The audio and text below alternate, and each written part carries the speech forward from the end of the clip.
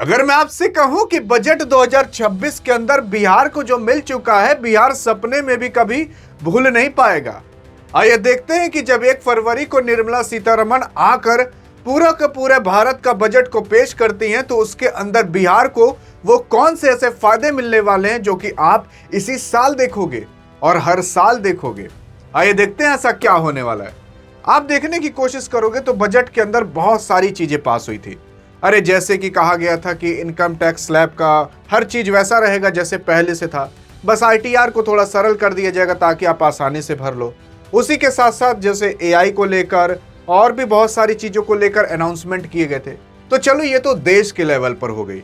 आज आइए देखते हैं केवल जो आपके मिलने वाला है फायदा बिहार को।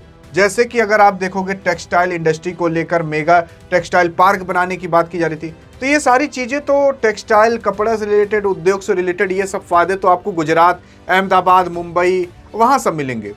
असल में बिहार के अंदर क्या मिलेगा, बिहार में अगर आप देखने की कोशिश करोगे तो एक एक करके बात करते हैं कि कितना पैसा वहां पर अलॉट होगा, क्या चीजें बन सकती हैं, क्या चीजें नहीं हो सकती। जैसे कि पहले चीज कहा गया है कि भैया हाई स्पीड रेलवे कॉरिडोर्स बनाए जाएंगे जहां पर बुलेट ट्रेन भी दौड़ सके। तो यहां पर आप देखोगे तो लगभग टोटल ऐसे 7 बनाए जाएंगे, जो कि मुंबई से पुणे तक एक ठो होगा। फिर उसके बाद पुणे से आप देखने की कोशिश करोगे तो पुणे से हैदराबाद, हैदराबाद से बेंगलोर, हैदराबाद से चेन्नई, चेन्नई से बेंगलोर। तो लगभग इधर से आप देखोगे 1 2 3 4 5 और 2 कॉरिडोर यहाँ पर बना जाएंगे, दिल्ली से वाराणसी और वाराणसी से सिलीगुड़ी कॉरिडोर। अब सिलीगुड़ी तक बना जाएगा। लेकिन सवाल ये उठता है ना कि आखिरकार बिहार कहां से आ गया इसमें। अरे तो भाई साहब, ये बिहार से होकर ही गुजरेगी सिलीगुड़ी तक। तो एक फायदा तो आपको यहां पर मिल जाएगा। अगर मान लेते हैं उसका बीच में कहीं स्टॉप रहता है तो बिहार वालों को भी फायदा होगा। फिर उसी के ही साथ साथ यहाँ पर जो यहाँ से यहाँ तक रेलवे पटरी रहेगी, जो ट्रेनें जाएंगी और वहाँ के स्टेशन पर, और उसे संभालने के लिए कई सारे लोगों को नौकरियाँ दी जाएंगी। पटरी को संभालने के लिए, ट्रेन को संभालने के लिए, वहाँ के लोगों को संभालने के लिए, वहाँ के स्टेशन को संभालने के लिए और नौकरियाँ क्रिएट होंगी रेलवे स्टेशन पर। पहला फायदा तो ये है। दूसरा फायदा ये है कि जो लड़कियां हैं उनके लिए हॉस्टल बनाए जाएंगे। ऐसा कहा गया है कि पूरे इंडिया के अंदर टोटल 800 या 805 टोटल इतने जिले हैं, ऊपर नीचे होता रहता है, कभी कहीं जिला कम हो जाए, कहीं ज़्यादा हो जाएगा, तो मोटा मोटा 800 से 805 के बीच मान लीजिए। ऐसा कहा गया है कि हर जिले के अंदर मिनिमम एक हॉस्टल, गर्ल्स हॉस्टल स्पेशल रहेगा, जिसकी वजह से जो बिहार है, बिहार के सभी जिलों के अंदर एक गर्ल्स हॉस्टल बन जाएगा। उसी के साथ साथ अब क्या फायदे और मोटे तौर पर मिलने वाले हैं वो देखते हैं। जैसे कि कहा गया है कि जो बजट पास हुआ था 2026-27 के लिए, तो बिहार के लिए क्या है, बिहार को क्या मिलेगा, तो एक एक पॉइंट करते हैं। जैसे कहा गया कि केंद्र करों हिस्सेदारी के लगभग 1.5 लाख करोड़ रुपया है। मतलब केंद्रीय करों में हिस्सेदारी लगभग 1.5 लाख करोड़ रुपया आपके बिहार का है। गंगा कॉरिडोर, इससे माल धुलाई की लागत घटेगी। उसी के साथ साथ पटना में शिप रिपेयर और इकोसिस्टम स्थापित होंगे। फिर जो शिप होते हैं उसके रिपेयर का भी इकोसिस्टम यहाँ पर बनाया जाएगा। शिप मतलब वही जहाज। फिर उसके साथ वाराणसी सिलीगुड़ी जो हाई स्पीड रेलवे कॉरिडोर है वो बिहार से होकर गुजरेगी, जो कि मैंने आपको बता दिया।